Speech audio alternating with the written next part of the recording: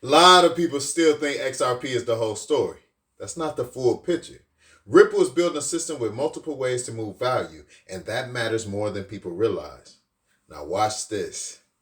Good morning, Black America. Grand Rising, beloved. I'm Crypto Stock Markets, and I'm here to turn digital sense into generational sense. A lot of times in crypto, people get locked into one narrative. They hear one token, they hear one use case, they hear one future, and they build their whole belief system around that one thing. The issue is real companies do not operate like that. Real companies build options. Real companies build backup plans. Real companies build systems that can win in different scenarios. That's exactly what Ripple is doing. Ripple is not building one lane. Ripple is building multiple rails. That means multiple ways to move money, multiple tools, multiple paths, multiple options depending on the situation. Ripple is not betting on one lane. Ripple is building multiple rails, and the company is going to use whatever makes the most sense. Here's the part people overlook. XRP is one rail. RLUSD is another rail. Traditional fiat systems can be another rail. That means Ripple does not need one tool to handle every single situation. That is business thinking. If one path works better for speed, they can use that. If one path works better for stability, they can use that. If one path works better for regulation and compliance, they can use that. That's how real infrastructure gets built. Now let's make it plain. If a bank wants a stable value transfer, a stable coin may make more sense.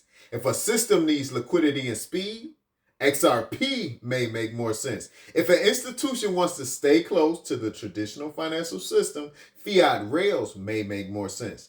That's what multiple rails really means. It means Ripple can adjust based on who they are serving and what the job requires. A lot of times people hear that and still think it all comes back to XRP. But here's what people miss. When a company has multiple options, it is not forced to choose one every time. It chooses what works best. That's why this matters for investors. If Ripple can move value through different rails, then XRP is not the only path in the system. It is one path, one option, one tool, not the whole machine. This is where expectations need to get cleaned up. A lot of times people assume if Ripple wins, XRP automatically wins the same way. That connection is too simple. Ripple can grow as a business because it built a system with flexibility, and that flexibility means the company can route through different solutions depending on the need. Now let's bring RLUSD into it. Ripple launched RLUSD on the XRP ledger. Ripple also launched RLUSD on Ethereum. See what that did? They're not married to one digital asset.